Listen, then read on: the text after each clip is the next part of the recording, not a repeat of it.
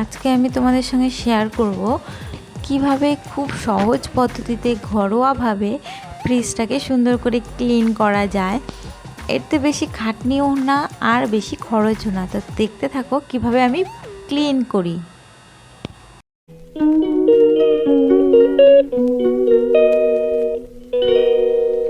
তো hello guys, good morning, welcome back to my channel Shila লাইফস্টাইলে তোমাদের সকলকে ওয়েলকাম।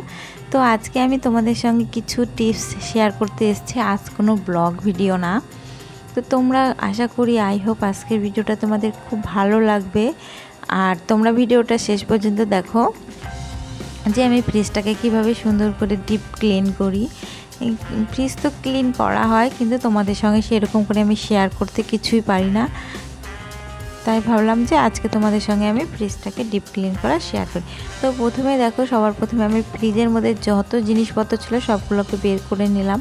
আর আমি অনেকগুলো লেবু কেটে রেখেছি, কারণ এই ফ্রিজের মধ্যে যদি এই লেবুটাকে রাখা হয় তাহলে একটা দারুণ উপকার পাওয়া যায়। এখানে কোনো গন্ধ হয় না, কিছু হয় না, যা কিছু তুমি রাখবে সেটা কিছুই হবে না। সেই জন্য আমি ফ্রিজের মধ্যে সবসময় লেবু কেটে রেখে দিই। আর অনেক দিন জমা হতে হতে এরকম হয়ে গেছে। আর দেখো কত বরফটা জমে গেছে ফ্রিজের মধ্যে। তো আমি একে একে সব কিছুকে আগে বের করে নেব, তারপরে ফ্রিজের মধ্যে হাত দেব। তো আমি আগে ফ্রিজটাকে বের করে, দেখো ফ্রিজটা কতটা নোংরা হয়েছে। বেশ কিছুদিন ধরে পরিষ্কার করাই হয় না, সেই জন্য এতটা নোংরা হয়েছে। আবার প্রথমে দেখো আমি সবগুলোকে বের করে নিলাম। তারপরে দেখো একটু নিয়েছি কলগেট, খুব ঘরোয়া পদ্ধতিতে আর খুব কম খরচে। আর নিয়েছি এক পাতা শ্যাম্পু ক্লিনিক প্লাস। তো এই জলটার মধ্যে আমি জলটা একটু হালকা হালকা গরম নিয়েছি। এই জলটার মধ্যে এবার এটাকে আমি সুন্দর করে দিয়ে, অল্প কিছুটা দিয়ে সুন্দর করে গুলিয়ে নেব। দেখো খুব অল্প খরচের মধ্যে কি সুন্দর একটা সুন্দর ঘরোয়া টিপস, মানে ফ্রিজ পরিষ্কার করা এটাই একমাত্র কৌশল।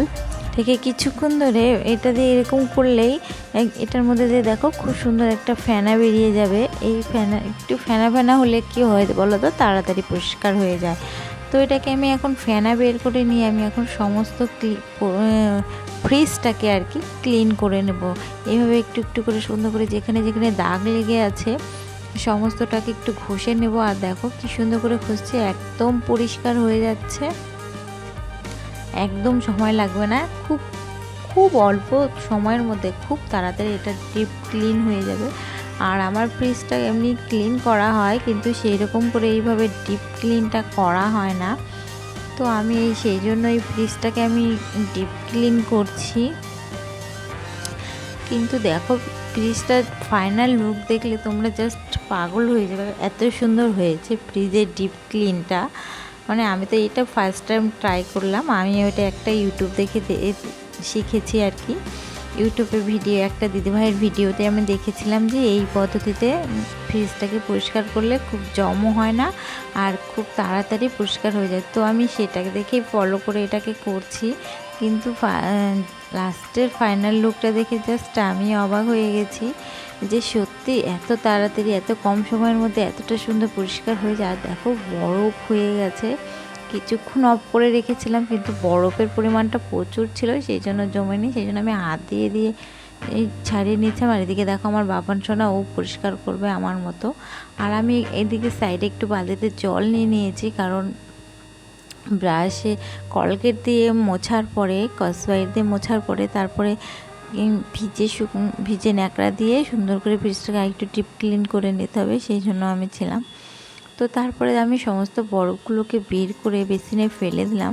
আর তারপরে দেখো এই সাইডটাকে আমি সুন্দর করে সমস্তটা খুলে পরিষ্কার করে নেব। আর আমার আইসি সোনা দেখো দেখছে এখানে বরফগুলোকে কেমন হাত হয়েছে, কেমন হাত দিয়ে দিয়ে ধরে দেখছে কতটা ঠান্ডা। মানে সবসময় বরফ ধরে না, তো সেই জন্য আর কি সুন্দর বরফ হয়ে গেছে। আমি সব বরফ এক এক করে, প্রথমে দেখো আমার হাত দিয়ে আমার হচ্ছিল না, তারপরে আমি এখানে একটা ন্যাকড়া নিয়ে নিয়েছি, একটা শুকনো একটা সুতির কাপড় নিয়ে নিয়েছি, এটা দিয়ে আমি সুন্দর করে বের করছি। আর আমি এটাকে খোলার অনেক চেষ্টা করছিলাম, খুলতে পারছিলাম না। পরে শেষ পেয়ে এগুলোকে আমি সব খুলে নিয়েছি।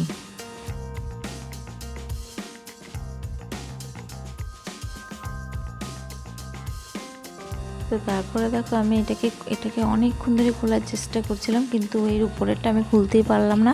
কিন্তু নিচেরটাকে দেখো আমি সুন্দর করে খুলে নিয়েছি। খুললে কি হয় বলো তো, একটু সুন্দর করে পরিষ্কার করা যায়। যেখানে কোনাকাঞ্চিতে ময়লা লেগে থাকে সেটাকেও সুন্দর করে পরিষ্কার করে নেওয়া যায়।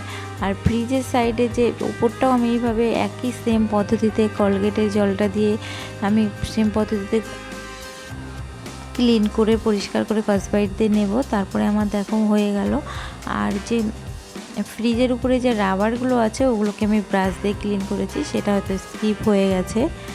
আর তারপরে দেখো আমি শুকনো ন্যাকড়াটা নিয়েছি, কাপড়টাকে নিয়ে আমি সুন্দর করে মুছে নিচ্ছি। আর এটাকেও আমি খুলে নিয়েছিলাম। খোলার পরে দেখো আমার ফাইনাল লুক, এটা কীরকম আয়নার মতো চকচক করছে, সেম পদ্ধতিতে একদম। আর তারপরে দেখো আমি আমার জিনিসগুলোকে এবার সাজিয়ে রেখে দিলাম। তো আমি আমার ভিডিওটাকে এখানে স্টপ করলাম। থ্যাংক ইউ সো মাচ আমার ভিডিওটা দেখার জন্য। Tata bye bye. আমি খুব তাড়াতাড়ি তোমাদের সঙ্গে নেক্সট ভিডিও নিয়ে আসছি। তো থ্যাংক ইউ সো মাচ আমার ভিডিওটা দেখার জন্য।